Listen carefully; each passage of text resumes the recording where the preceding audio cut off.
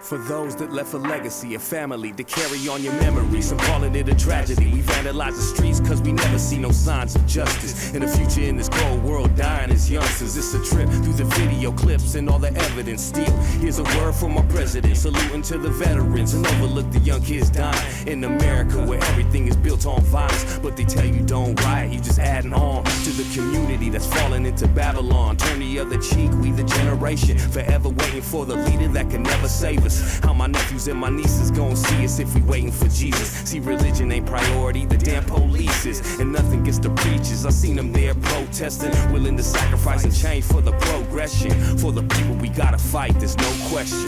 There is no other time than this. Our lives are precious.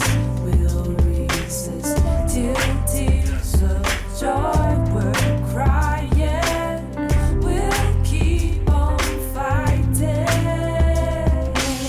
Once you find something that you love, never let go. Don't allow yourself to be a puppet for Geppetto. It's the anger pumping through the ghetto like some petrol. The place of police like the matches where we start the riots at.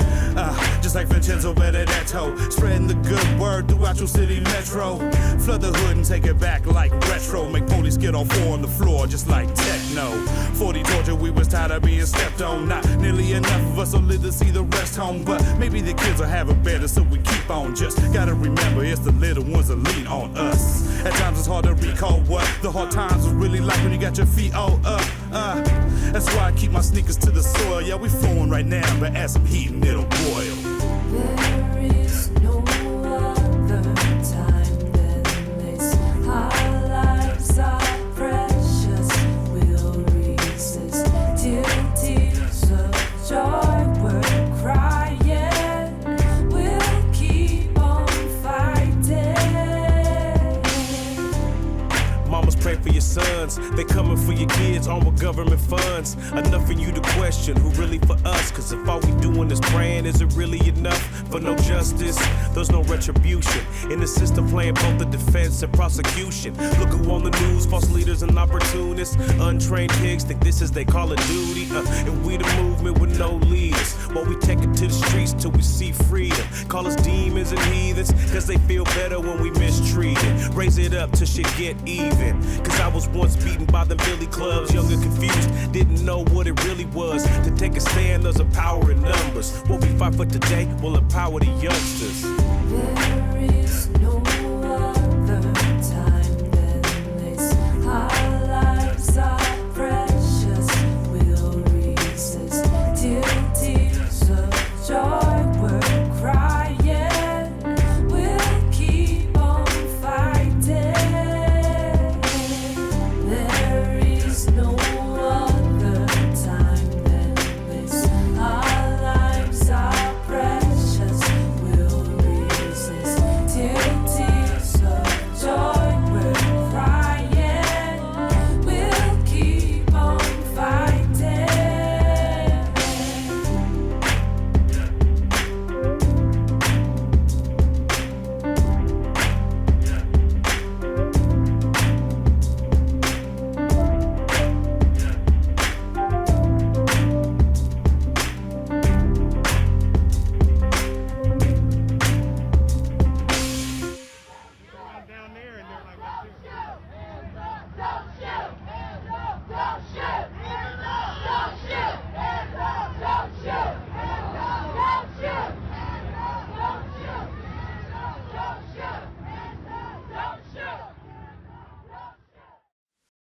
Hello.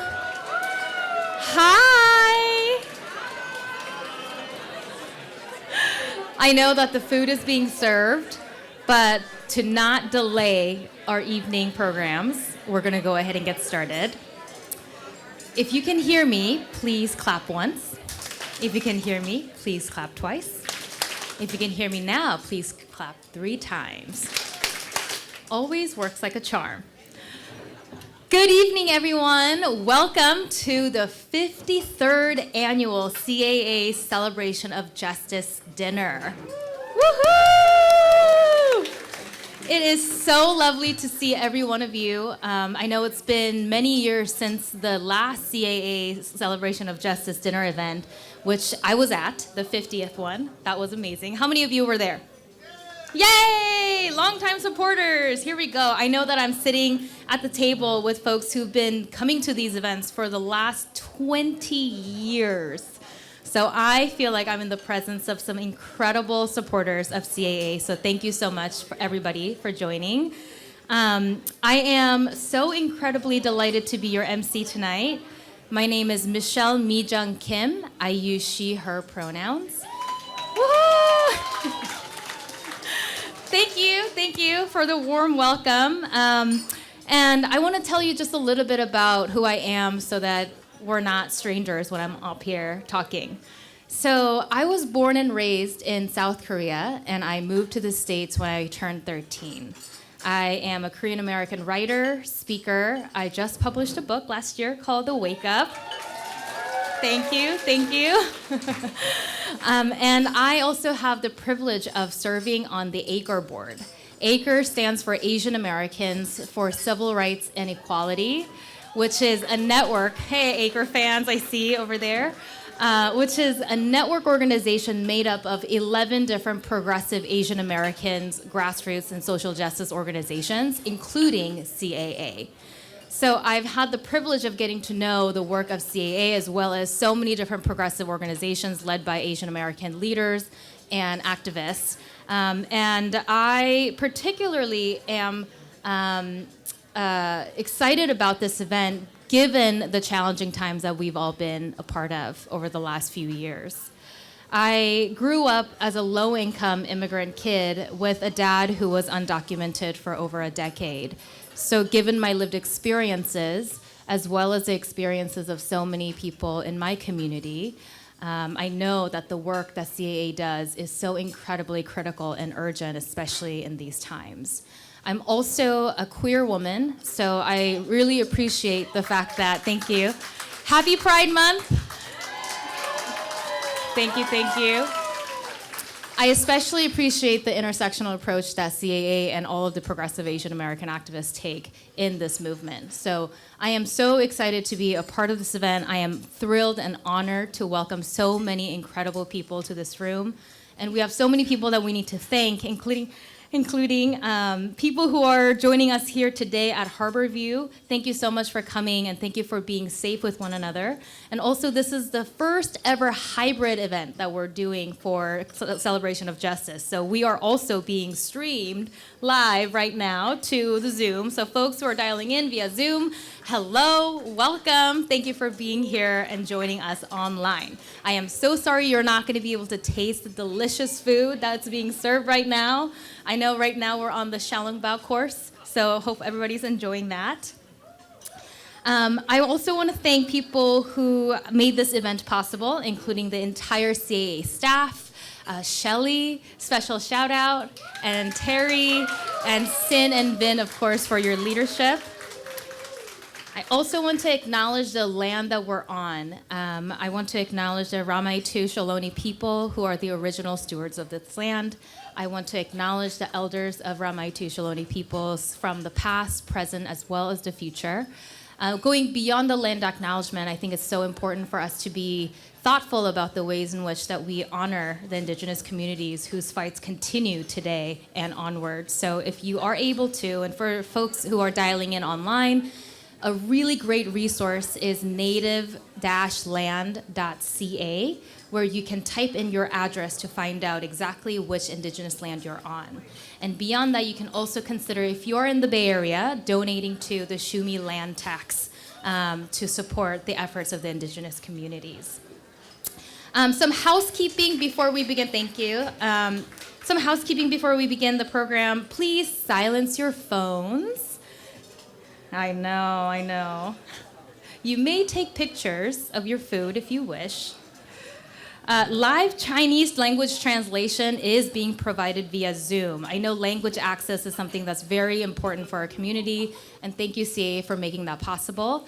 And that you can access that by talking to any staff member who's going to be floating around. If you need help accessing that via Zoom, please let one of the staff members know. And it's also available online in the Zoom room, and I know that people are supporting online as well. This program will be recorded and available after the event ends. And before we get started, we want to give special thanks to our generous sponsors, which includes many of you who help fuel the work that CAA does throughout the year. So our generous Legacy of Justice sponsor is Amazon.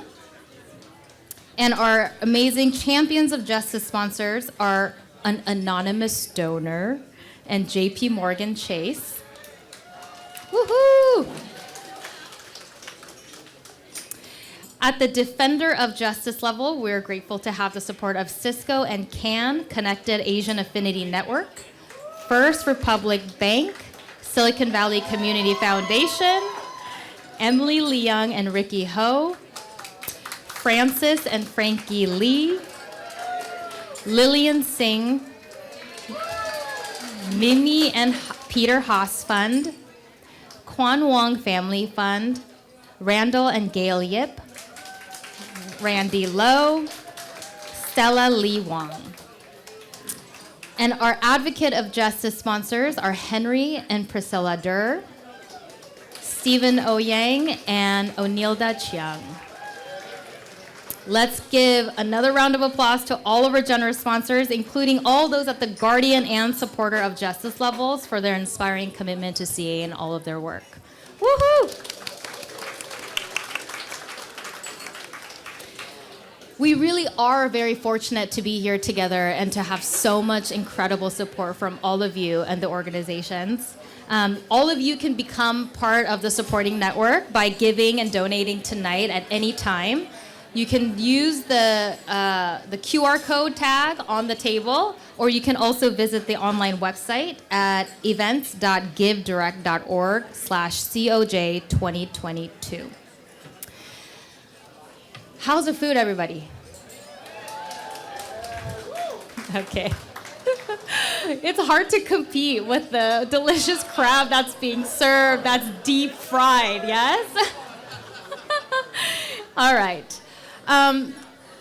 Something that I wanted to talk about before we get started with the event is how during this time we've been seeing so much trauma that collectively we've been enduring. And as an equity and justice educator doing this work, thank you. You know, it's really hard. You know, in my work doing racial trauma work and healing work, people say that collective trauma can only be healed through collective healing. And I really believe that this event that we're at today, being together in community with each other, is just the beginning of our healing process. So without further ado, we have an incredible program ready for you tonight. And before we get started, we're going to kick it off with our incredible leaders, our CAA co-executive directors, Cynthia Che and Vincent Pan.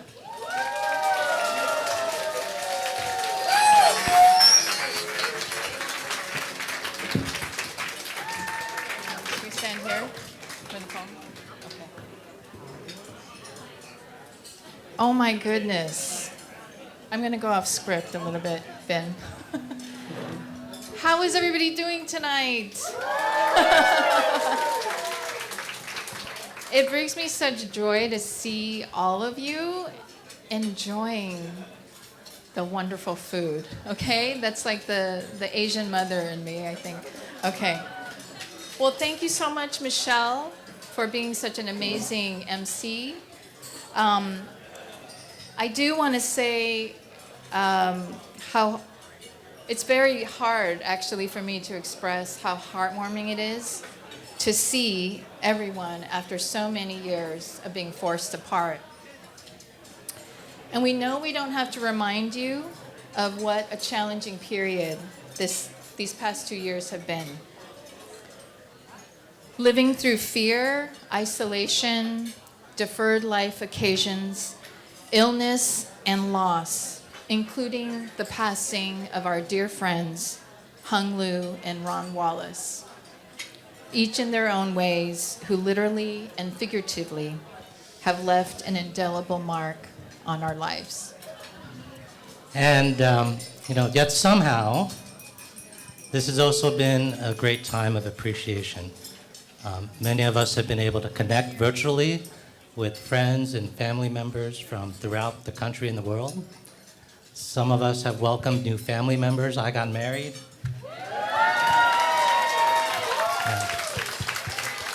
That was off script too, but Not in the script. And trying to just take in all the expressions of community love and care that are around us. And I think we have been reminded about our collective resilience, our perseverance, and how we really are all interdependent. CAA's Celebration of Justice has always been a special night for us. For not only do we gather to be in community, but we do so to celebrate the spirit that animates us, the cause of justice. As is our tradition, we do so by uplifting individuals and our partners who embody the very best of our aspirations. And tonight, we honor EunSook Lee, Thomas Saenz, Hmong Innovating Politics. Let's give them a big round of applause. Now, each of them, in their own ways, embody leadership, commitment to justice, and the power of building a multiracial and diverse movement. And tonight, we also celebrate you for supporting and being a part of our work, and for knowing that we cannot and must not succumb to this time of crisis, and that together we shall prevail against xenophobia and hate and the threat of white supremacy to our democracy. Yes, you can applaud to that. As an organization and as a community, our commitment to justice and equality is deep. And at our core, we will not rest until all people can live with dignity and respect, fair treatment and safety, and the opportunities to thrive and to reach their full potential. In our movement moment, Chinese for Affirmative Action is once again leading the way. Our grassroots programs are working with those most in need, helping immigrants land jobs, access legal aid, heal from justice, and to participate in all forms of civic life. Our communications and social media are reaching millions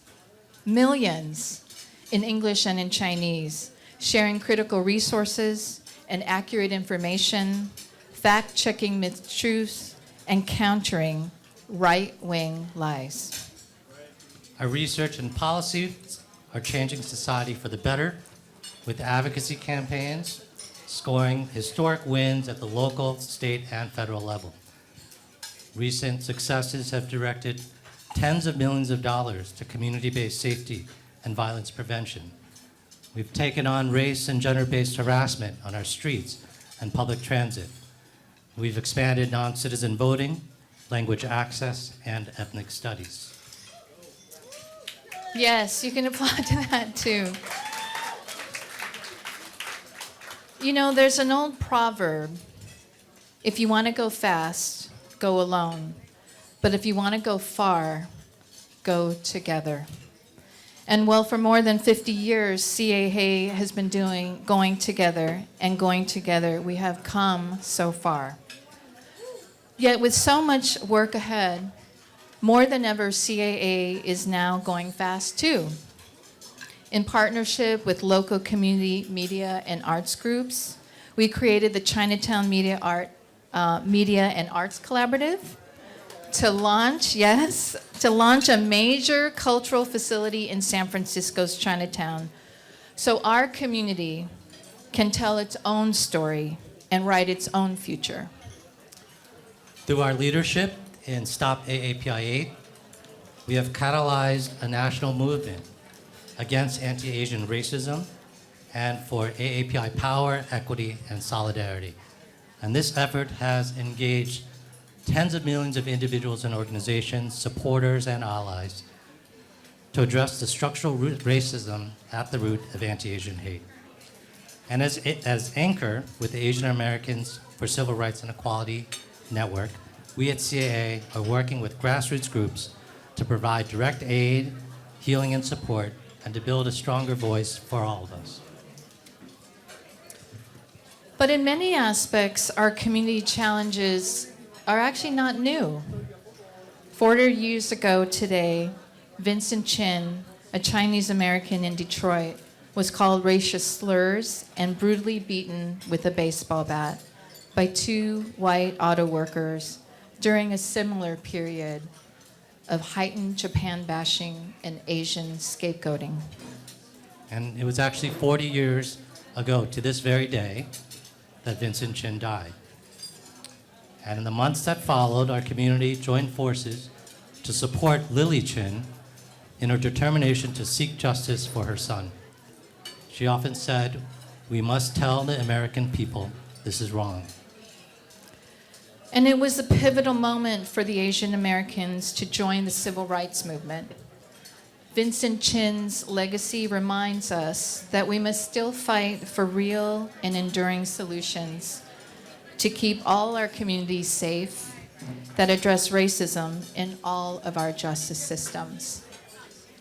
So, in this moment of great crisis, CAA sees great opportunity to lead with its enduring civil rights and social justice values, to engage new allies and longtime supporters, to build upon the legacy of those who have come before, and to fight for and fulfill the promise of a diverse democracy in America.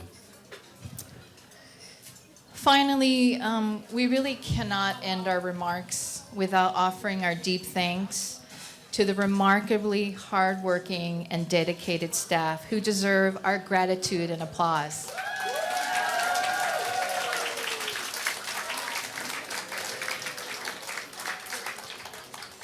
Together with our board, they comprise the heart and soul of our organization, and we really mean that. And they're the ones who are getting things done without fanfare or attention. So thank you, and we hope that you enjoy the rest of your meal and this amazing program that we have ahead of us. Thank you. Thank you.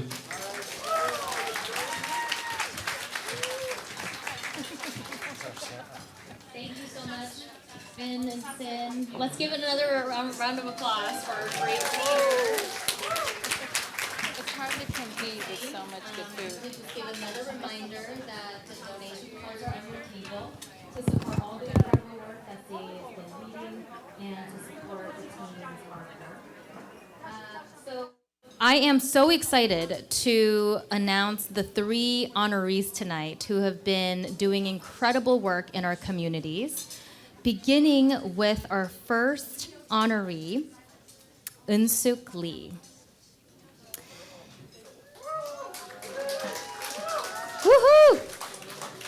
EunSook Lee is Executive Director of the AAPI Civic Engagement Fund. We're thrilled to honor EunSook tonight for her vision and leadership for immigrant rights, racial justice, language access, and gender equity, and her pioneering work with AAPI Civic Engagement Fund to mobilize philanthropy for grassroots AAPI communities and diverse democracy. There is a video that we have prepared for you all to watch that highlights EunSook's amazing work, and then it'll follow by EunSook's little speech.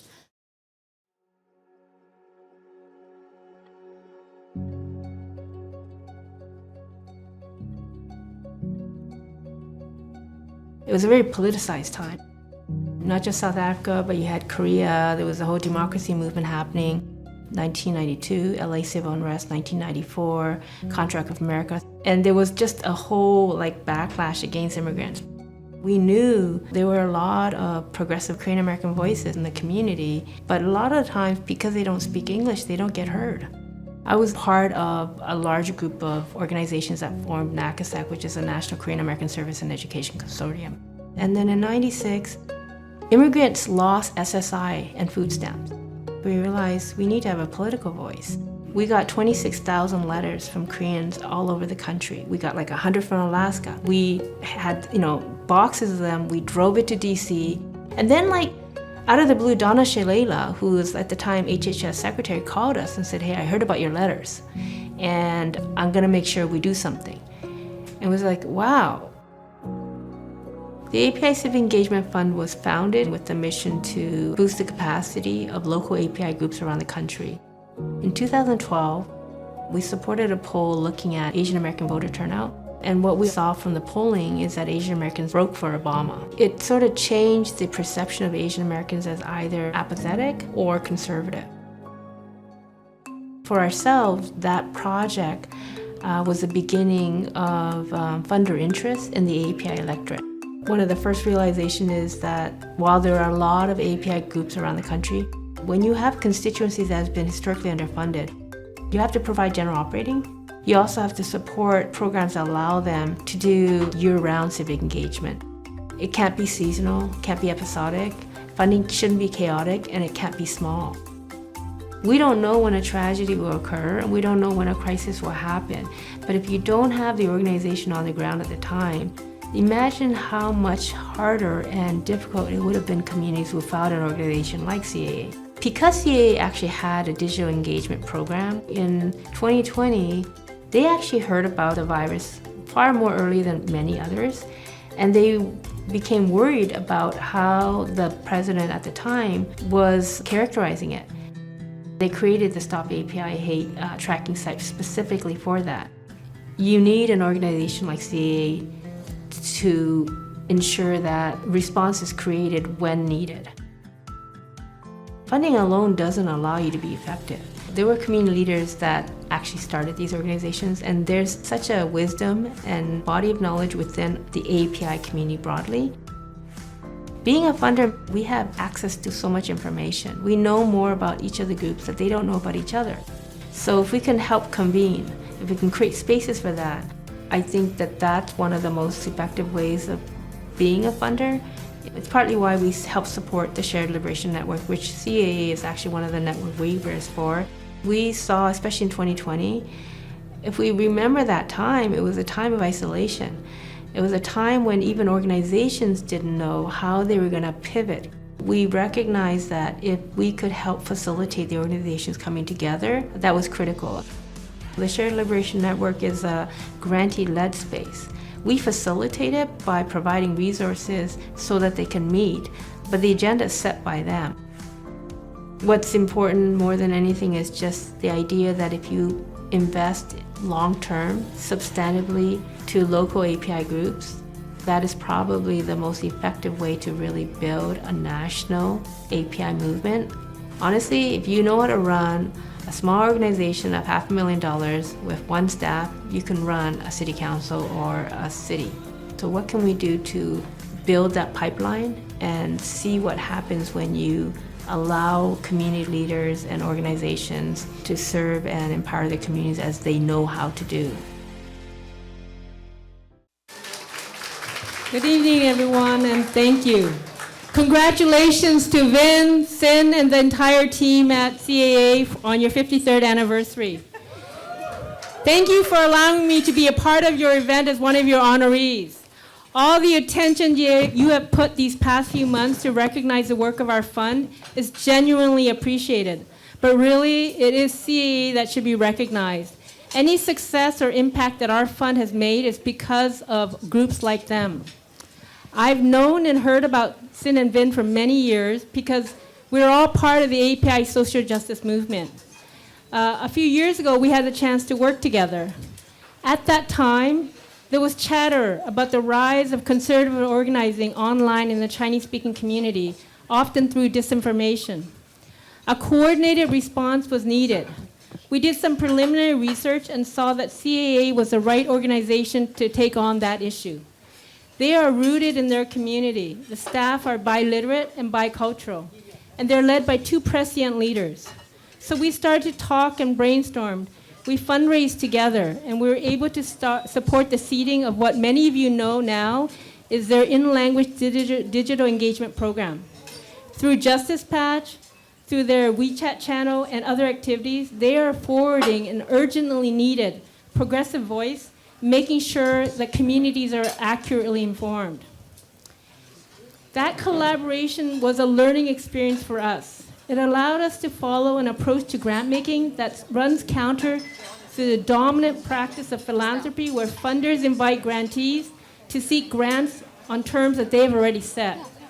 When new issues or problems arise, if we as funders or funding intermediaries don't engage grantees at the beginning, at the point of strategy development, we at many times miss the mark with the resources that have been entrusted to us.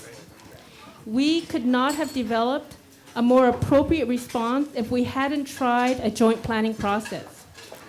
In early 2020, we all remember the Trump administration's failure to mount a coordinated response to the coronavirus and instead blame the growing health crisis on China. Given the long-standing and historic systemic racism towards Asian Americans, the climate was ripe for a marked increase in racism, xenophobia, and hate crime incidents against Asian Americans.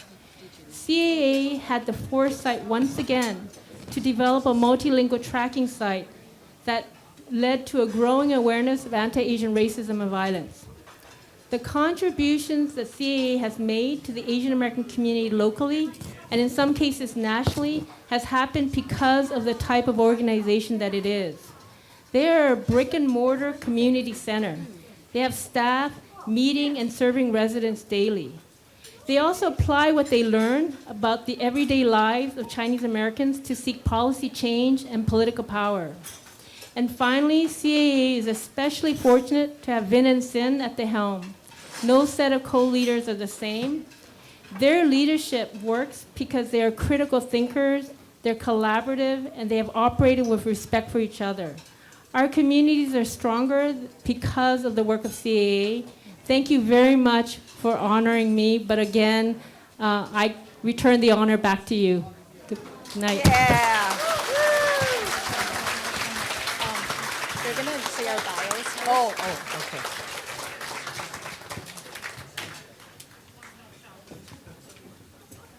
Thank you, EunSook, so much for your incredible work. There's an award for you, so stop walking. Let's give another round of applause for EunSook Lee. I'm especially inspired by EunSook's focus on developing grassroots movement and really funding local efforts to lead to national movement. So thank you again for that inspiring talk as well as the video. Now I'd like to introduce you to our first performance of the evening. I am really, really excited about this one. It's a spoken word ensemble piece featuring 4 incredible Bay Area AAPI poets. Eva Chen, Aileen Cassinetto, Marisa Lin, and Genny Lim. Each poet contributed their individual poems to create a collective ensemble piece, a poetry suite that honors our journeys as immigrants and the children of immigrants, our stories of resilience, our vision, and our movement forward. Eva Chen is the co-founder and literary magazine Footprints on Jupiter, the first youth poet to be inducted into the San Mateo Women's Hall of Fame. Wow. I know. Eva has been featured in Blue Marble, Elon, and The Offing, as well as KALW Public Radio. Aileen Cassinetto was born and raised in Manila, Philippines, and is an Academy of American Poets Laureates Fellow and the Poet Laureate of San Mateo County. Widely anthologized, she is the author of 3 chapbooks and 2 poetry collections. Marisa Lin started writing poetry during her senior year at Stanford University. A recent alumna of the Community of Writers and VONA workshops, Marisa has been published in Clear Story, Ecstasis, and Poetry South. Last but not least, Genny Lim is a playwright, performer, and SF Jazz Poet Laureate Emeritus. Genny has published 5 poetry collections, including Chinese Immigrants on Angel Island, which won the 1980 American Book Award. Woo-hoo. And this is a collective performance, so we're asking you to hold your applause till the very end of the piece. So thank you so much, and welcome, poets.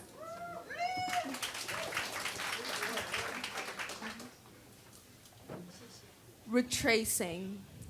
I am from dusty red envelopes, from 2 sweet tangerines and steaming pork buns.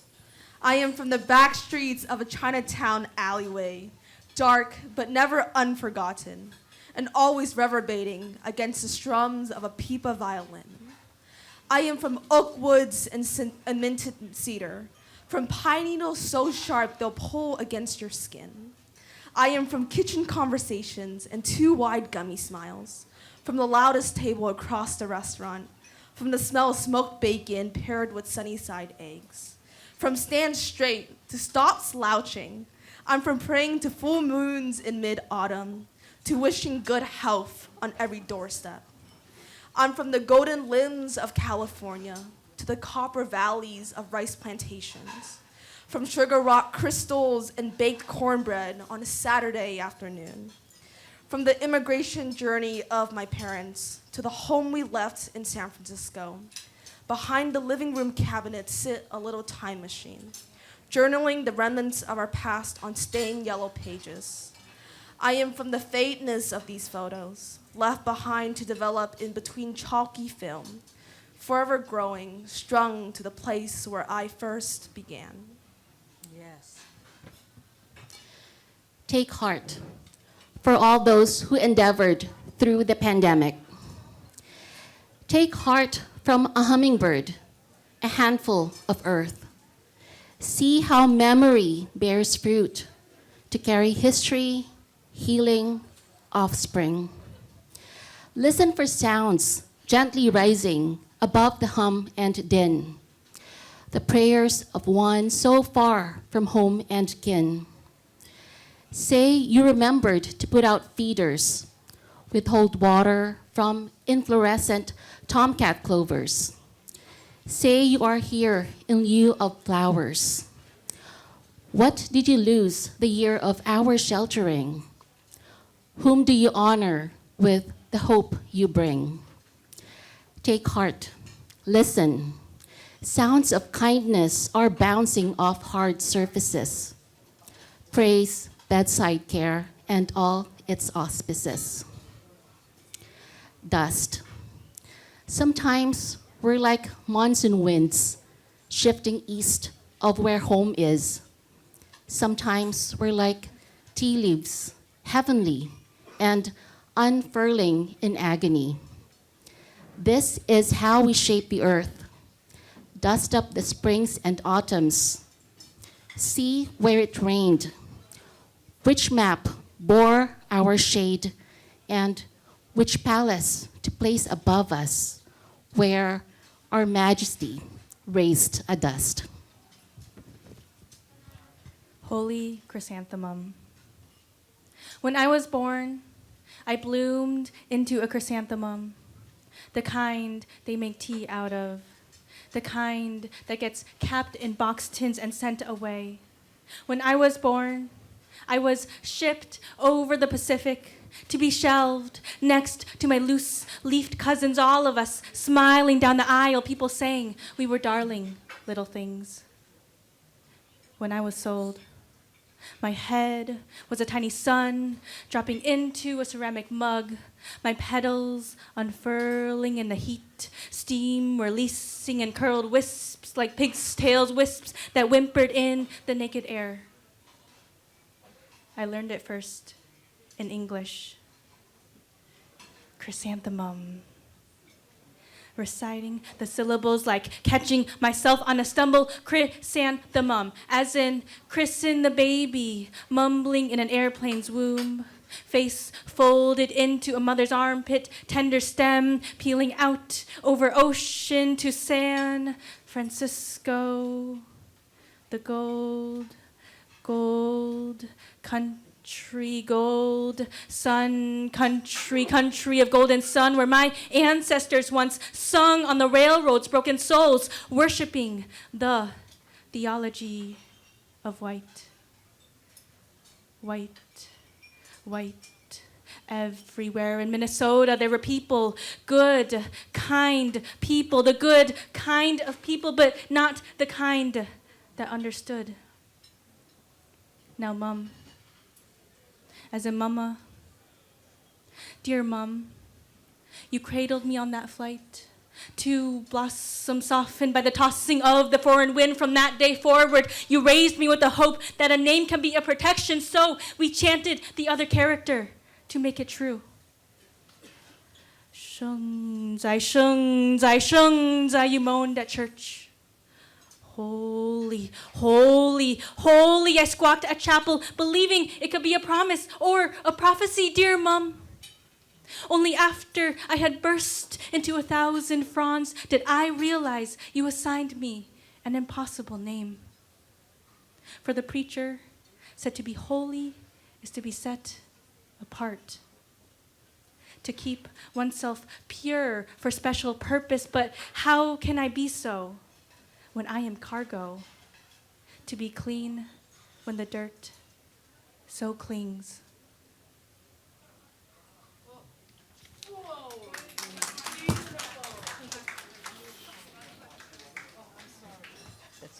The journey. Though we cannot be together at all times, may the blessings of our ancestors protect us.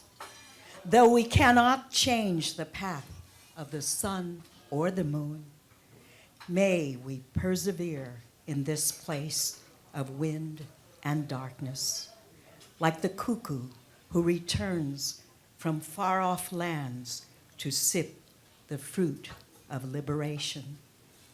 How joyful it would be if we could see the faces of our children radiant as stars. The pursuit of freedom is filled with hardship. To persevere through life is a struggle. Sorrow is the immigrant's fate.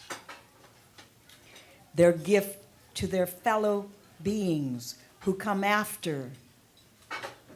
This is the truth of freedom, that powerful illumination, that bright, clear light that cuts through the ignorance of hatred, fear, and injustice.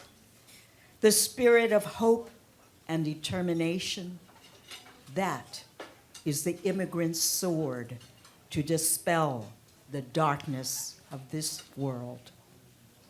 The spirit of change and transformation, that is the immigrant's dream, to end man's inhumanity to man with tolerance and compassion, with equality, peace, and love.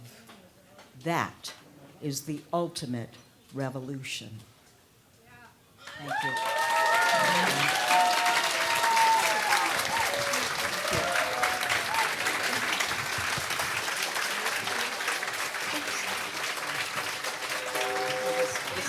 Fabulous. So fabulous. Wow. You were great. Thank you so much for those poems. You were great. Thank you so much. I was going to receive so beautiful. I'm one of the Genny. I am really amazing. She said, Thank you so the much. spirit of Really, hope really and great. Thank you determination so much. that Absolutely amazing. It's an honor. We're so proud of the young people today. Thank you. Thank you. the spirit of change and transformation. That is the immigrant's dream. Ah, I just got goosebumps. Thank you for that gift to all of us tonight. Our second honoree who embodies the spirit of change and transformation is Thomas A. Saenz. Woohoo! President and General Counsel of the Mexican American Legal Defense and Educational Fund. We are so proud to honor Thomas for his principled, steadfast, and fierce leadership on the most urgent and critical civil rights, immigrants' rights, and racial justice issues facing the Latino community. I would like to welcome Thomas onto the stage. Before that, we have a short video capturing some of his incredible work, and followed by his speech. Thank you so much, Thomas.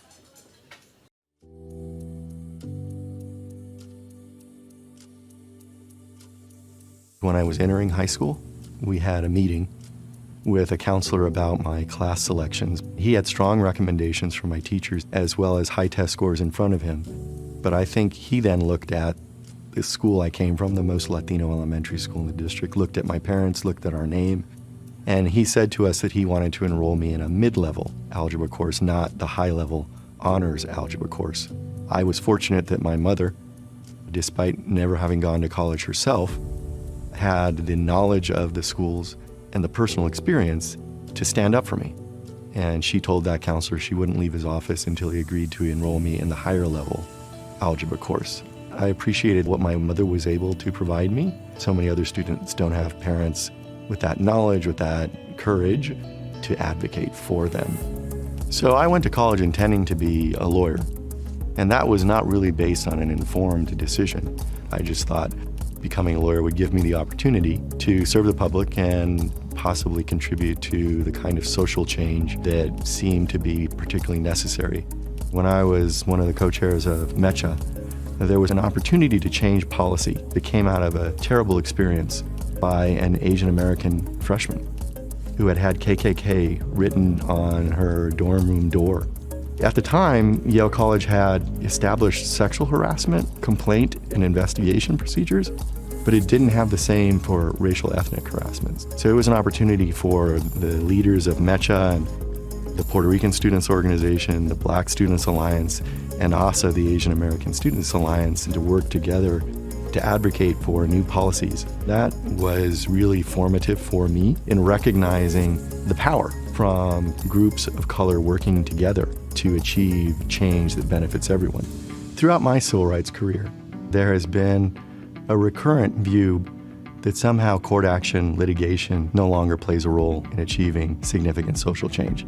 I think that changed when Donald Trump took office, because for so many of the depredations of civil rights that his administration engaged in, the only recourse was the court system.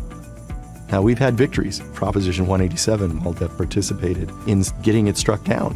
MALDEF participated in challenging successfully SB 1070 in Arizona, but it can never happen in isolation. You really have to have a commitment to involvement of community members, community organizing, advocacy of other forms, coupled with litigation. MALDEF has worked with CAA for many years on many different issues.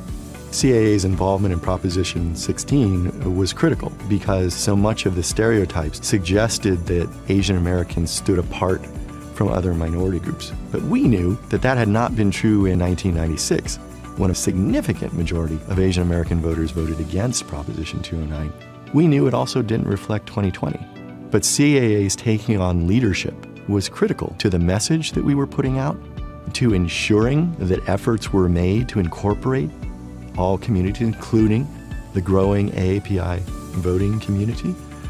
Discrimination, unfortunately, in this country is very strong and tends to adjust to allow discrimination to continue. So really shaping laws that anticipate discrimination that may occur in the future. That's really the key to obtaining a society where enduring social change can become a reality.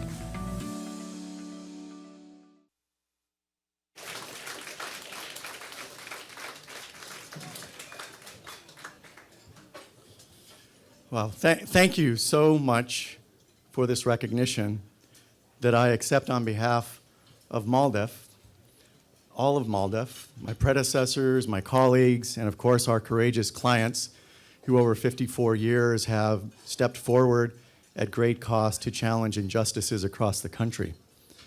Because I accept it on behalf of MALDEF and because I feel obligated to recognize one of my professional mentors, I do want to acknowledge that one of MALDEF's board of directors is here tonight. So let me recognize Bill Lan Lee, who is a member of MALDEF's board of directors. Thank you, Bill.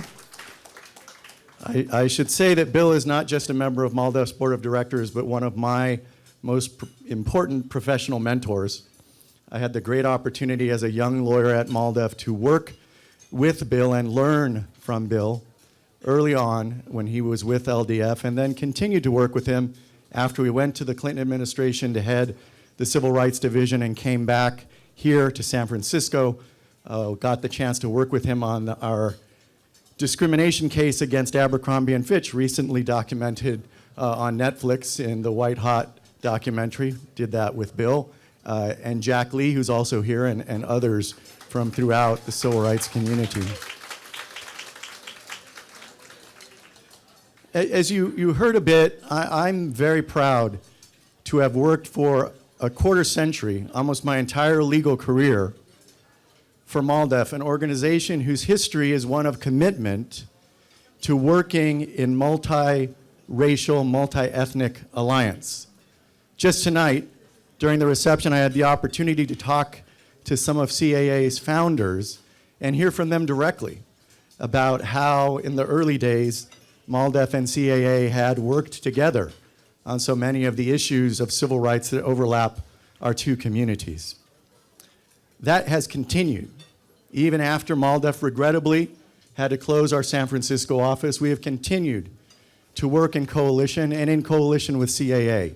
As you heard in the video most recently on the all-important Proposition 16 campaign, I had the great honor of co-chairing together with Eva Patterson and Vin Pan of CAA. And Vin's contributions and CAA's contributions to that important campaign demonstrated courage and resolve, perhaps more courage than the rest of us, because he faced the very real prospect, pumped up, I think, over and above what it really was by the media, but the very real prospect of deep-seated opposition to our cause within the Chinese American community. So I think that despite that loss, our state, our nation, all of us have gained from the Proposition 16 campaign precisely because it was a multiracial, multi-ethnic led campaign. Now, I will say that in particular, I think CAA's courage and the leadership of Vin and Sin in Proposition 16 gained the organization more respect and certainly more esteem, and I will point out more concretely, Vin recruited Andy Wong from that campaign to CAA, so they also gained from that. But that kind of multiracial leadership is so critical in this day and age. I think that the tactic of divide and conquer, which has been with us, against us, from the very beginning, has many different aspects. Historically, certainly in my career, I've seen divide and conquer as they seek to elevate one group and thereby neutralize that group while they continue to discriminate against other groups. And that kind of divide and conquer requires the courage that we've seen in community after community, including from CAA, to say, thank you for the inclusion, but, thank you, but, we will not go forward until you also recognize the discrimination and challenges faced in other communities. But today, I think divide and conquer takes a slightly different aspect, and that is they target so many of us in scattershot attack that they expect us to be focused on our immediate concern and therefore not to work in alliance against concerns of other organizations. Think about, well, I try not to, but if you think about Donald Trump, he started out in 2015 and 2016 by targeting the Latino community, launched his campaign by calling all Mexican immigrants murderers and rapists, and a year later accusing a federal judge of being biased because he was Mexican American. And then as president, he used righteous demonstrations about Black Lives Matter to target black advocates who were seeking to make our country truer to its constitutional principles. And then, when the pandemic began, he catalyzed anti-Asian hatred through his rhetoric and his irresponsible assertions of responsibility in particular communities. So you see it just in that narrative, the new divide and conquer that targets so many of us at once, that we are diverted and not able to concentrate together in their hopes on the overall goal of justice. And you see its most current manifestation if you read what the Supreme Court does on a daily basis. They will target gun control today. They will target choice tomorrow. They will target affirmative action next year. And their hope is that we will be so divided in our attention that they will be able to conquer. This new aspect, though renewed aspect of divide and conquer, takes a different, a deeper commitment, because it requires so much work, tiring work, to ensure that we are not laser focused on one issue, but are united as we have been in targeting all issues of injustice. And in that fight, I know and want and believe that CAA will be there at the front. So I will simply close by saying, being recognized is always nice, but it's most humbling and most deeply affecting when the recognition comes from someone that is your hero. And that, for me, is what this recognition means tonight. Thank you, CAA.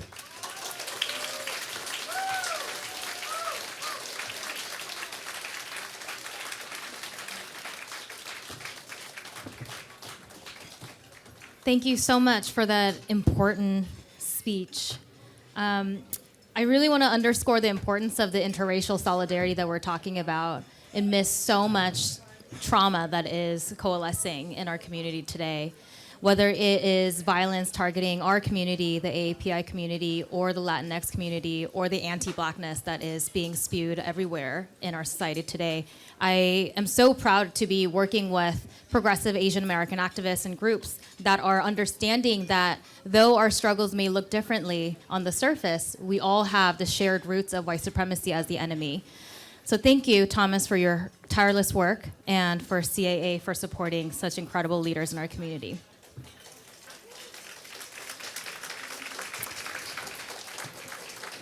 Our second performance of tonight will be by Rachel Lastimosa.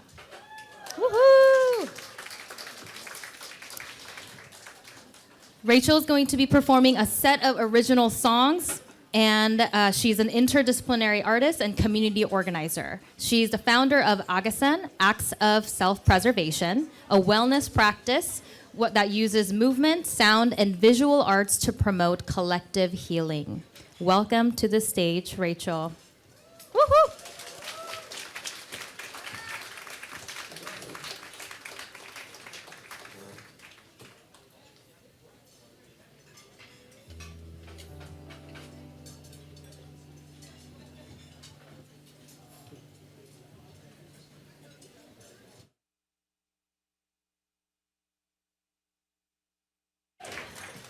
Are you full yet? No, we're just getting started. It is such an honor to be in community and in this room, listening to the honorees, listening to the poets' words, the leaders here in this room that are doing such amazing work for our communities and the intersectionality of that work. So I just wanted to thank you for support of CAA and all the social justice warriors that are on the front lines, doing the grassroots work, and all the folks in here that are supporting that work. So thank you.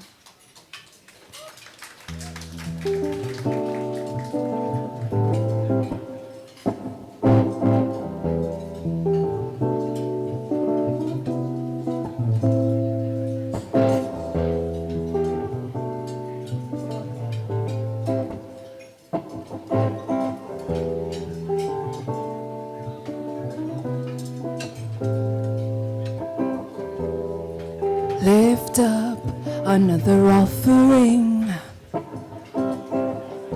a melody to clear your head, caught by your own reality,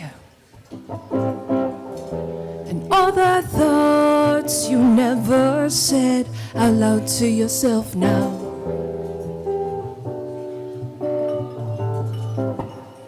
Ooh, oh, oh, oh.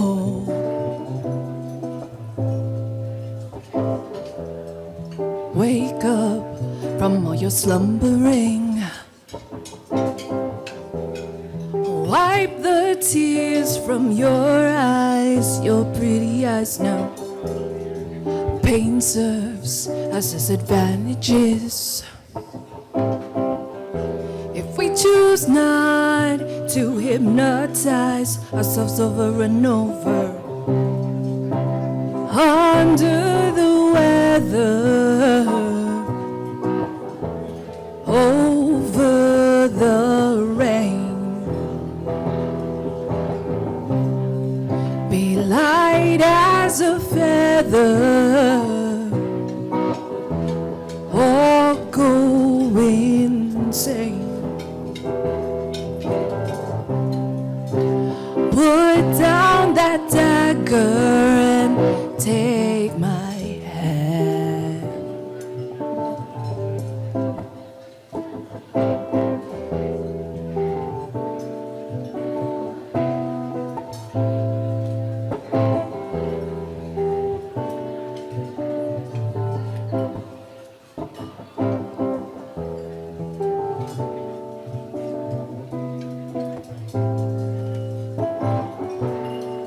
Deepest of fury, reveal that's black and blue. After spring showers, poppy seeds bloom, sprouted through darkness and concrete cracks they grew. My heart is filled with a joy for you and I and you.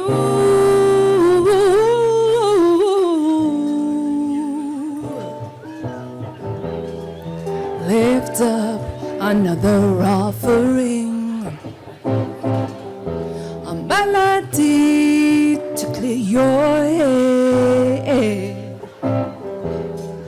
caught by your own reality,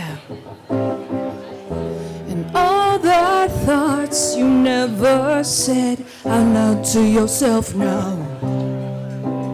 Under the weather, over the rain, be light as a feather, or go insane. Put down that dagger and take my hand. Ooh, oh, oh, oh.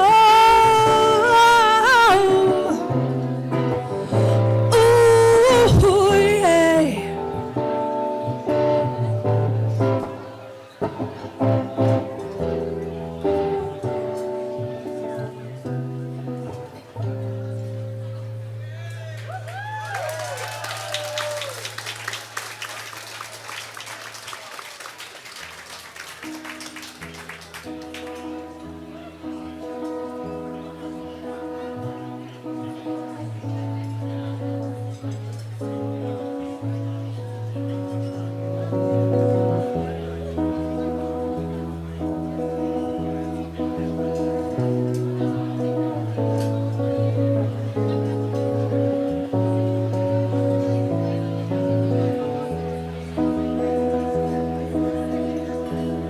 When the last leaf falls and no one is awake, and the blues settle in to stay, all the cones and rods are just too light, all your cares left in the night. Walk into what's called in time. All the colors, reasons, rhyme. And all possession becomes rust. Like all the shades, they turn to dusk. And we'll recall the way the world around us builds walls. I will stand tall. You showed me what it means to be whole, and through it all, you catch me if I fall.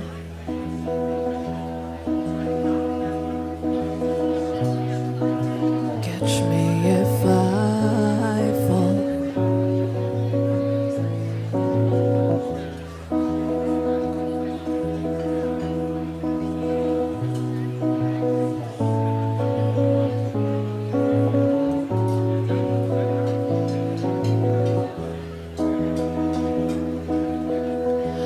Cross my heart and hope to die. If you should ever think that I have failed you in this life or next,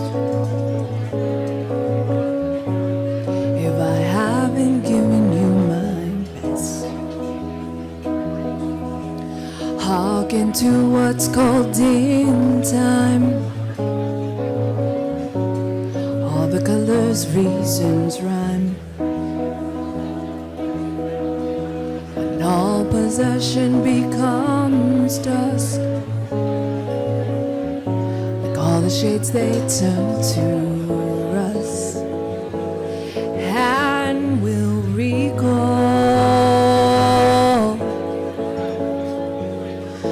the way the world around us builds walls.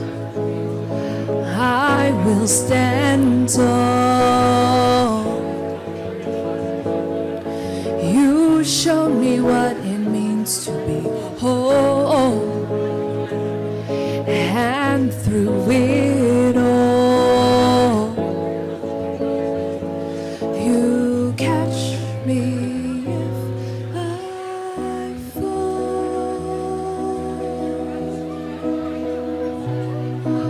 Catch me if I fall.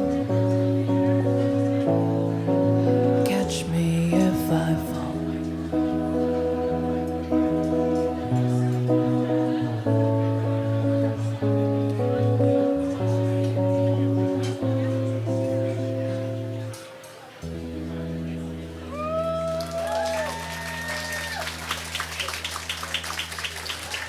Thank you.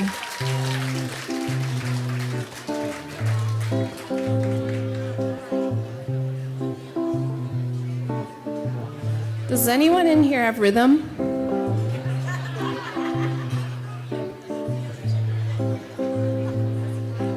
Maybe you can help me keep rhythm by clapping your hands. Yeah. There we go.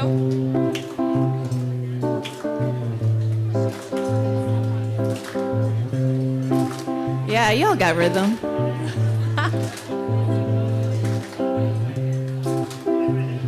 Don't you know we're no different from the seeds we grow and eat?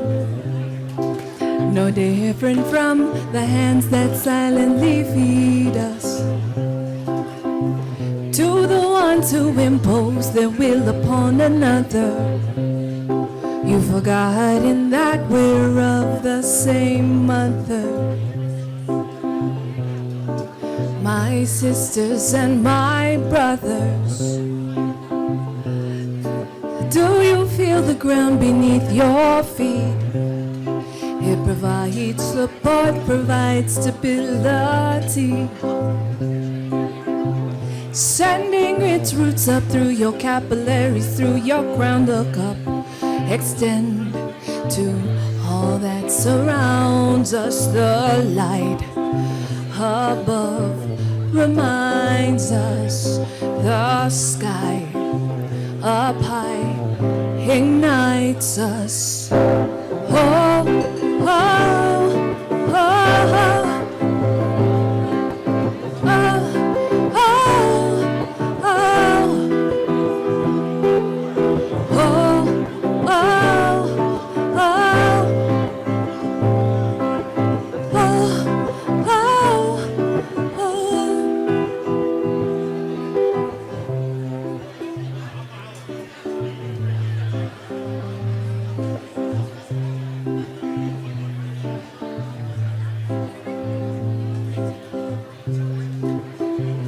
Give us strength to forgive those that know not what they do, and to those that know this offering's for you.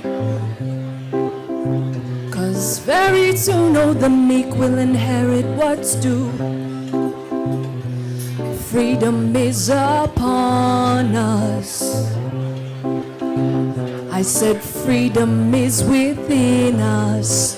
The light above reminds us the sky up high ignites us. Let's go. Oh, oh, oh.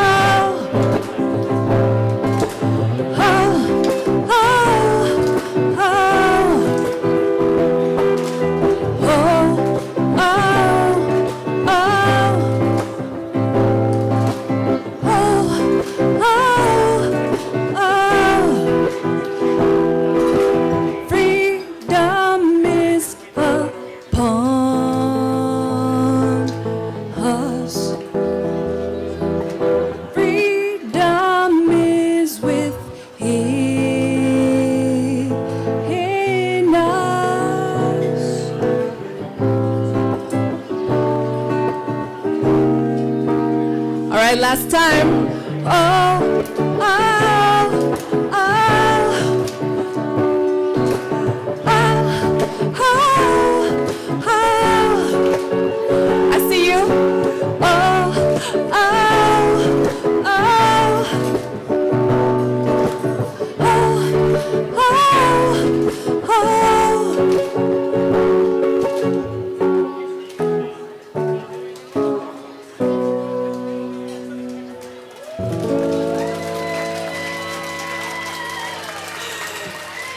Thanks.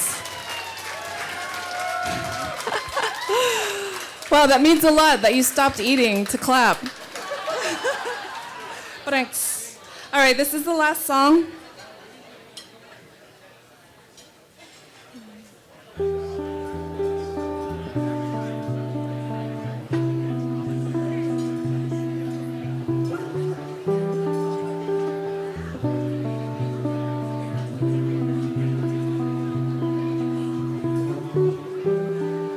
Too wonderful beyond compare,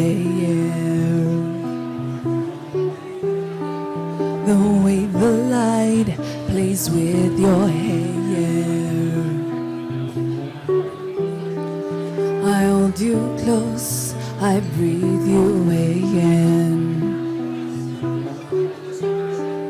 You feel the breeze against your skin.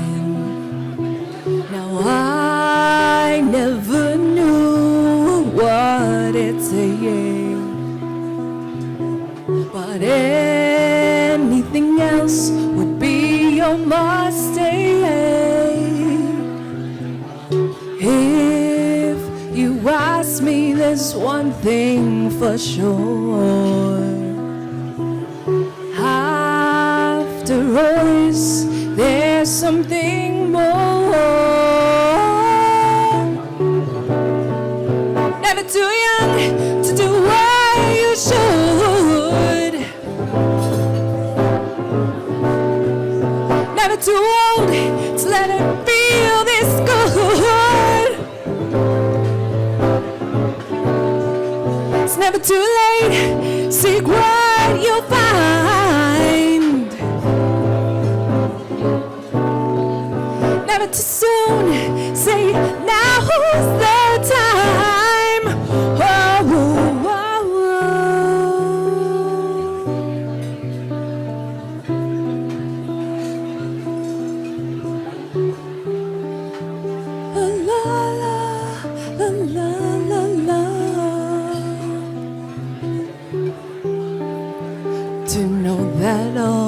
is without end.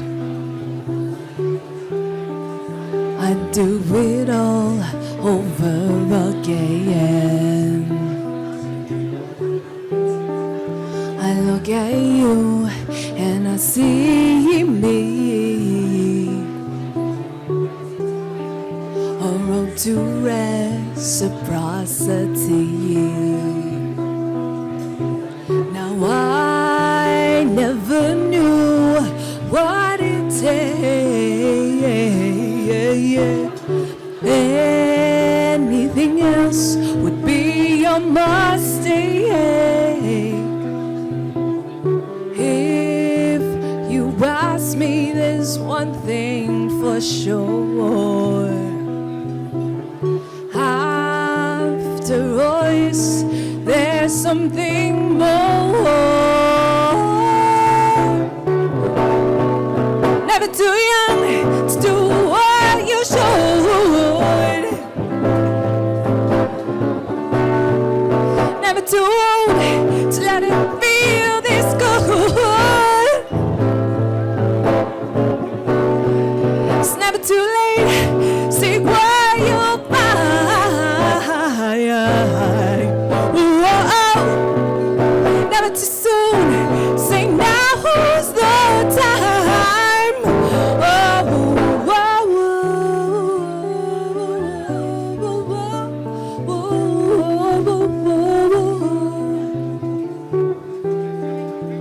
La la la, la la la la.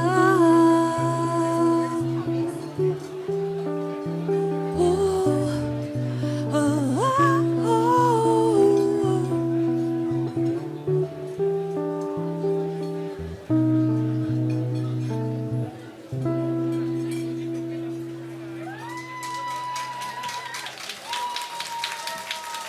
Thank you.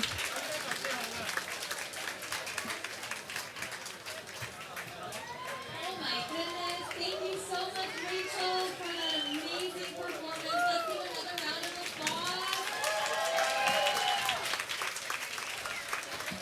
Turns out we all have very good rhythm.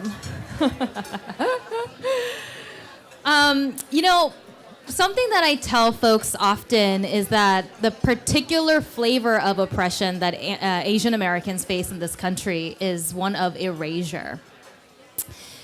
And I think it's important for us to be really cognizant of how the ways in which we preserve history and remember our ancestral legacy, which is part of the reason why I want to honor the 3 founders of CAA who are with us tonight.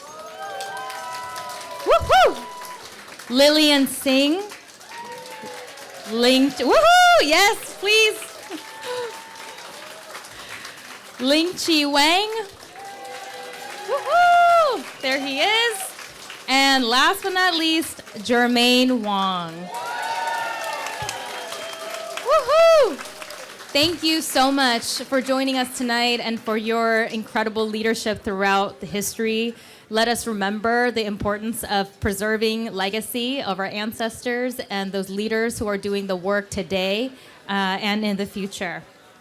All right, folks, here we are with our final honoree. And I'm so pleased to recognize Hmong Innovating Politics, or HIP, for their groundbreaking achievements in civic engagement, progressive movement building, and family and community outreach within AAPI communities in the Central Valley of California. Tonight, we have HIP Executive Directors Nancy Zhang and Katie Moa representing the organization. Woohoo! We'll watch a short clip and welcome them onto the stage. Thank you.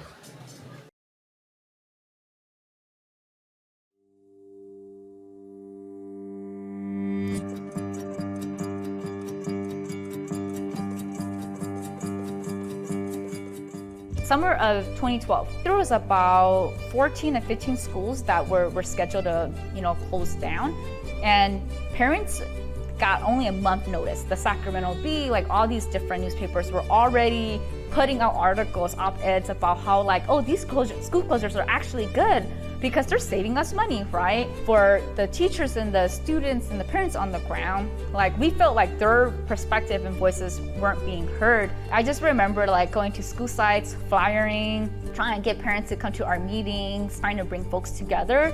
You know, even though we were Hmong, we realized that how diverse that area was, right? And that we needed to outreach much broader. We started to pivot away from like saving my school to saving our schools. It was important for us to be able to connect our shared struggles together. I don't think anyone would have like cared about it, but they started to see faces, right, of students, of teachers, of parents. And so what turned out to be like, a month before school was closing, they actually extended it out till after summer break, right? But I think a big lesson learned from this was why we need this organizing infrastructure. We need to build relationships with our elected officials. We need to build our base, right? And then I think just the sustainability of HIP's work, because at that time, everyone was a volunteer organizer, right? So after work, we will go to board meetings, stay there until like 12 a.m., 1 a.m., and then try to find a food place to eat at before we headed home, right? I think what drew us to Acre was the transformative part. It wasn't just, we are holding your money and this is what you, like, we will help you, right? But like our dreams was also their dreams. Through Acre, we were able to find our initial seed funding from the California Endowment, and then hired on our first full-time staff, our co-founding executive director, Zhang. From there, it has grown very fast. I think without Acre and CAA, we wouldn't be here. Now that we've been a part of Acre for that long, now we get to also shape Acre's future. That is why I think HIP is so unique, is we're really creating space we don't see in the current landscape of leadership development. Even when HIP started, we were a majority Hmong women-led organization. And so I think that difference in itself is already transformative of who gets to be at the table. I think part of HIP too is what does it look like having staff buy-in, having staff be able to share their thoughts and help us make those decisions collectively. I don't think folks come into HIP and think they're a leader, right? And so how do we start to cultivate that? We don't need a specific kind of person, but that everyone really, has a place. How do we get folks to feel empowered that they can actually say something if they feel something is not right? Really being rooted in our values. I think that's always the premise that we start off with. Our progress can't be at the expense of other communities of color. I want to make sure that we can see what it is that we envision in HIP, in the next 10, 20 years too, right? And so if anything, it's just seeing how long CAA has lived makes me want HIP to also exist that long and what it takes to be able to get there.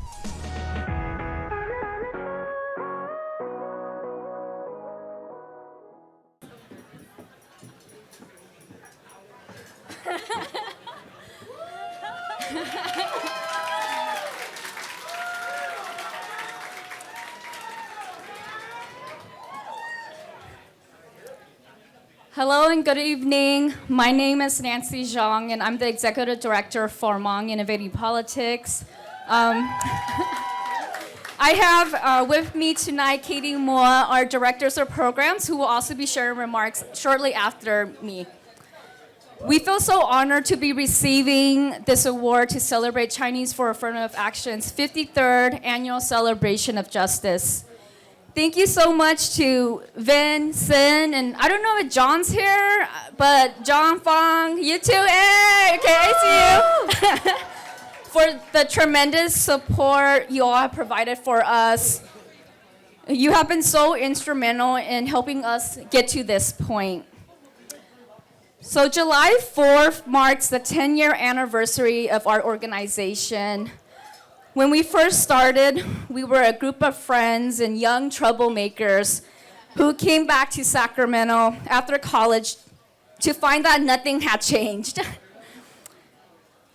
Our schools were still underfunded. Our young people were still being ignored. Poverty was bleeding into another generation, and our community's voice was still being silenced. We established HIP to ensure that our Hmong community voices were heard, and our community will have the power to fight against racist policies that perpetuate generational poverty and disparities. When we first started, we were told to sit down and not cause trouble. We were told to wait our turn. We were told our community was too small and too disengaged to make a difference. Well, 10 years later, with CAA and ACRE's support, HIP was able to grow from a team of 1 staff to now 14 staff across Fresno and Sacramento.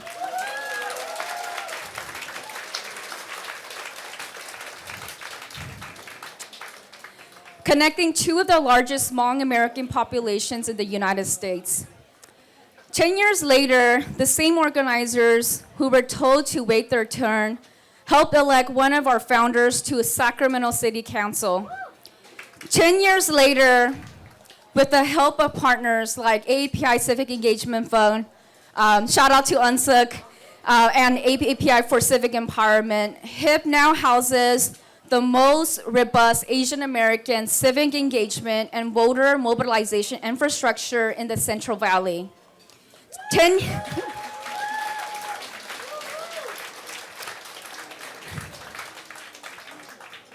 years later, HIP has the capacity to train and cultivate and create opportunities for youth leadership and intergenerational organizing.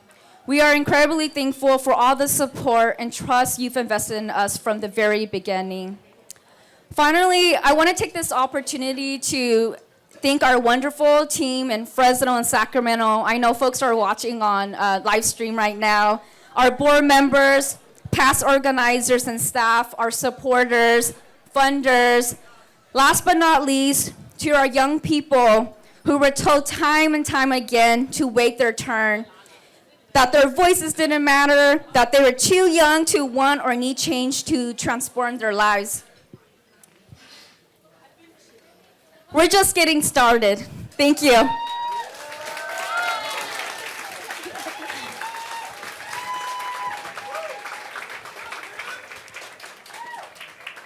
I think just really grateful for Nancy's leadership and all of the co-founders of HIP, and so grateful for CAA and networks like ACRE, Asian Americans for Civil Rights and Equality, for introducing us to community members like you all here tonight. And I think Nancy was going on about like the 10 years later, and 10 years later, folks like me can sit in rooms where majority Asian women are being told to be patient, and I feel empowered to tell those men in those spaces that we no longer need to be patient, that what we want deserves to be addressed right here and now. And as I'm looking around this room, it's just such a full circle moment, because I see folks like Yuen from Lavender Phoenix. I see folks like Hian and Nate from APSC, and I think when I walked into HIP, was it like 4 years ago as like a volunteer, as a youth, not knowing where I would be today, but I really believed in the leadership of HIP. I really believed in the leadership of CAA, ACRE, APSC, and Lavender Phoenix, and just really feeling really honored to be here today. And I'm just really excited to continue to do this work and building our young people in the Central Valley with folks like you all. And just recently, HIP, we decided that moving forward, our pathway was going to be called Belong, Believe, and Become. Because so many young people walked into HIP saying that, like, I didn't know what to do when I didn't feel connected to my Hmong and Southeast Asian identity. I didn't feel connected to the American identity. But when I came into HIP, I really felt that however I walked into the doors, I was fully accepted. I could be my authentic self.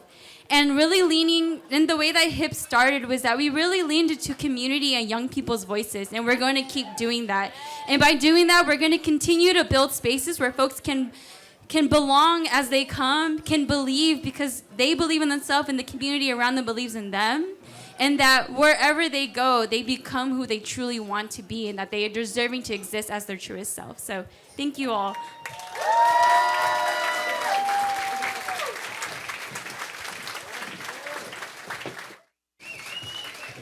Incredible. Thank you so much. Can we give another round of applause to HIP? Thank you. And yes, to youth activism, centering our young people in this work. They have all the answers that we need to be able to lead in this movement. I am so, so, so grateful for that speech. Thank you. And those powerful words, with those powerful words, we have arrived at the end of our program. Woo-hoo! Let's give another final applause for the 3 honorees of tonight. Woo-hoo! EunSook Lee, Thomas Saenz, and Hip. Thank you to our sponsors and everybody who joined us today in person, as well as the virtual audience. Hello, if you're still on. Thank you so much. Thank you to Harborview staff for caring for us all night. Thank you, thank you. Please continue to donate. The night is not over yet, so please consider contributing to this amazing organization and the movement that we're building together. I'd like to end my portion of the evening tonight with a quote from one of my mentors and somebody that I've learned a tremendous amount from, who is Grace Lee Boggs. Yes, a lot of Grace fans here, who said, "We urgently need to bring to our communities the limitless capacity to love, serve, and create for and with each other." And I believe that our gathering tonight embodied that spirit of Grace Lee Boggs, of gathering together in this communal spirit, of building together for and with each other. So thank you so much for being with us today. I am so honored to have been your MC and host tonight. Fun fact, this is my first time MCing, so thanks. It's very different than giving speeches. So thank y'all for bearing with me. Before I go, I gotta bring somebody up to the stage, but I think the virtual portion will end with this. But I gotta bring up somebody that I really admire, whose work and leadership in this community has been transformative for so many reasons, which is Eddie Zhang. Where's Eddie? Oh, there you go. Eddie is a vice chair of CAA board and founder and president of the New Breath Foundation, and he was also previously leading Asian Prisoner Support Committee. And I'm so honored to welcome Eddie to the stage to lead the next portion of the event. Thank you.